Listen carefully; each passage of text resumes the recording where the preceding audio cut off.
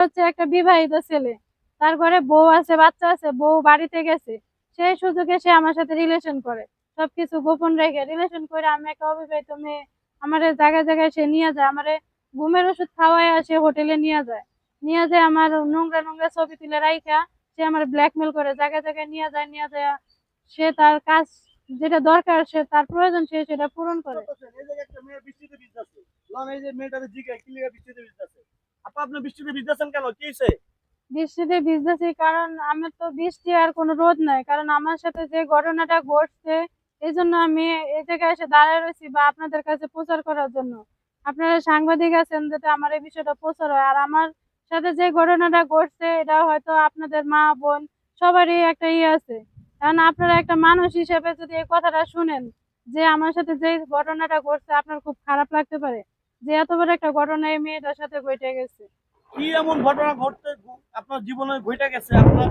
এই যে বৃষ্টি হচ্ছে, হ্যাঁ, বৃষ্টিতে ভিজে ভিজে ভিজতেছেন আপনি একজন নারী হয়ে, কি এমন ঘটনা ঘটছে আপনার জীবনের সাথে, বলবেন আমাদেরকে? যে আমার সাথে একটা ছেলে সম্পর্ক হয় টিকটক থেকে। তো সম্পর্ক হওয়ার পরে ও আমার কাছে নাম্বার চায়, তো নাম্বার দেওয়া হয়। নাম্বার দেওয়ার পরে ছেলেটা আমার সাথে সম্পর্ক করে, করার পরে আমার বিষয়ে সবকিছু জানে, ওর বিষয়ে আমি সবকিছু জানি। আচ্ছা, তারপরে এক সে আমার মিনিট, সাথে 1 মিনিট। প্রিয় দর্শক, টিকটক টিকটক এমন একটা প্ল্যাটফর্ম, এই টিকটকের মাধ্যমে অনেক মা বোনের সর্বনাশ হয়েছে।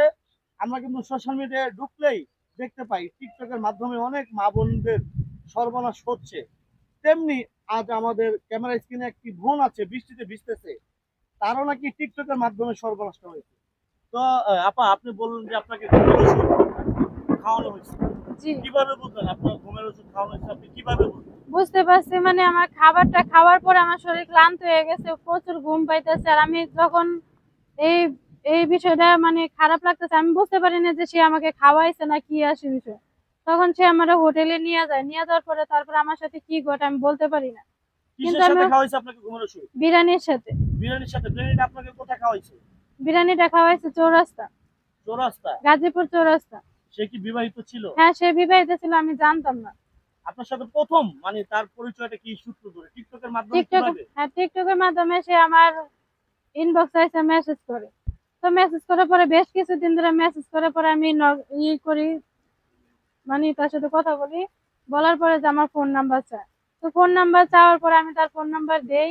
দেওয়ার পরে সে আমার সাথে কথা বলে। তো তার বিষয়ে বলে সে ইপিজেডে চাকরি করে, সে একটা ড্রাইভার পোস্টে আছে। তারপরে আমার বিষয়ে জিজ্ঞেস করে, আমার বাবা নাই, আমার মা আছে, অন্য জায়গায় বিয়ে হয়েছে।